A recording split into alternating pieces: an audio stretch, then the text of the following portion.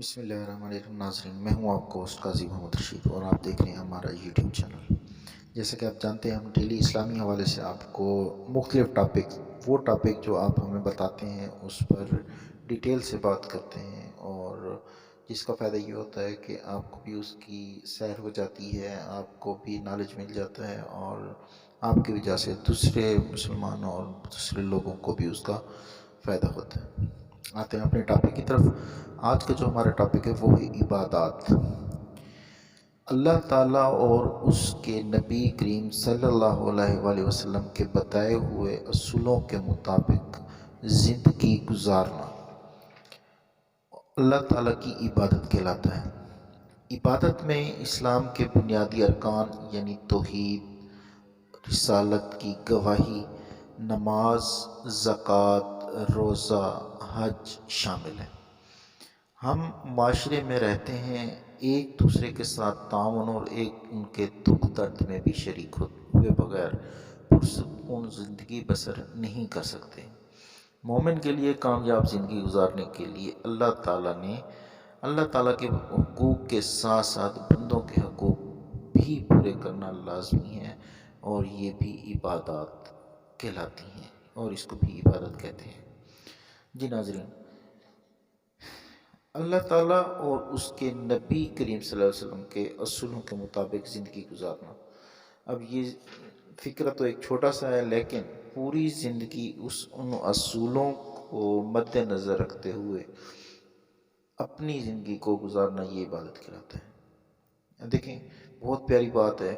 اب اس کو ہم اس طرح سے کر سکتے ہیں کہ اللہ تعالیٰ جو حکم دیتے ہیں اپنے انبیاء کرام کو، وہ نبی، وہ انبیاء، وہ رسول اپنی امت کو وہ پیغام آگے ڈیلیور کرتے ہیں۔ اس کا مطلب یہ ہوا کہ اپنی طرف سے کوئی بات بھی انبیاء کرام نہیں کہتے۔ تو ہمارے نبی صلی اللہ علیہ وسلم نے جو بات کی، جو اپنی پیدائش سے لے کر وصال تک جو کچھ کیا، وہ تمام کا تمام اللہ تعالیٰ کے حکم سے کیا۔ اب وہ ہمارے لیے کیا مشعل راہ ہے؟ ہم نے ان تمام باتوں پہ عمل کرنا ہے۔ آن صلی اللہ علیہ وسلم کی پوری زندگی ہمارے لیے مشعل راہ ہے، ان کو فالو کرنا ہے، کیونکہ وہ تمام کام، تمام ایکٹ وہ اللہ تعالیٰ کے حکم کے مطابق ہیں۔ وہ ہمارے لیے کیا ہیں؟ یہ منشور ہیں، ہم نے ان کو فالو کرنا ہے۔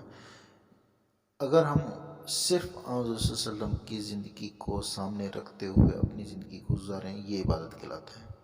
اب عبادات میں اسلام کے جو بنیادی ارکان ہیں، توحید کیا ہے؟ اللہ تعالیٰ کو ایک ماننا، اللہ کے برابر میں کسی کا شریک نہ ٹھہرانا، اور آن صلی اللہ علیہ وسلم کی گواہی دینا کہ اللہ تعالیٰ کے رسول ہیں اور آخری نبی ہیں حضرت محمد صلی اللہ علیہ وسلم۔ تو یہ کیا ہے؟ یہ عبادت ہے۔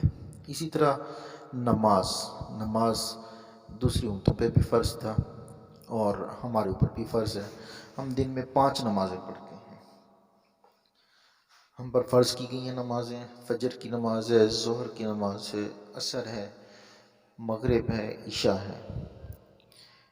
اس کے علاوہ آپ زکوٰۃ کے حوالے سے سال میں ایک دفعہ دی جاتی ہے، غریبوں کو دی جاتی ہے اور امیروں سے لی جاتی ہے۔ اس کی شرح بھی مقرر ہے، یہ نہیں ہے کہ اپنی طرف سے زیادہ دے دیں گے زیادہ ثواب ہے، لیکن ایک حد مقرر کر دی گئی ہے، آپ نے اس کے مطابق زکوٰۃ ادا کرنی ہے۔ روزہ ہے، روزہ بھی عبادت ہے، سال میں 1 ماہ آپ نے روزے رکھنے ہیں۔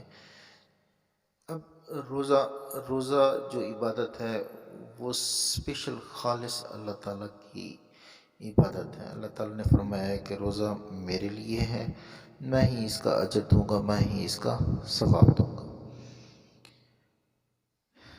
اس کے بعد حج بھی عبادت ہے، لیکن حج جو عبادت ہے یہ ان لوگوں پر فرض ہے جو اس طرف جانے کی استطاعت رکھتے ہوں۔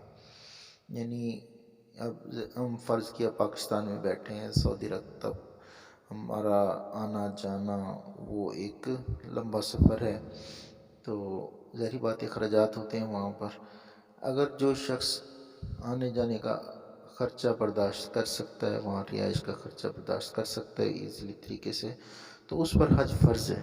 اور ایسے لوگ جو افورڈ نہیں کر سکتے اور لیکن خواہش رکھتے ہیں تو ان پر فرض نہیں ہے، وہ اس عبادت سے لطف تو ظاہری بات ہے بندہ جب جاتا ہے تبھی اٹھا سکتا ہے، تو اس کے مد مقابل میں اپنے ماں باپ کی خدمت کرنا اور خواہش، کیونکہ اللہ تعالیٰ انسان کی خواہش پوری کرتا ہے، جب آپ سچی نیت کریں گے اللہ کوئی نہ کوئی اس کا سبب بنا دیتا ہے۔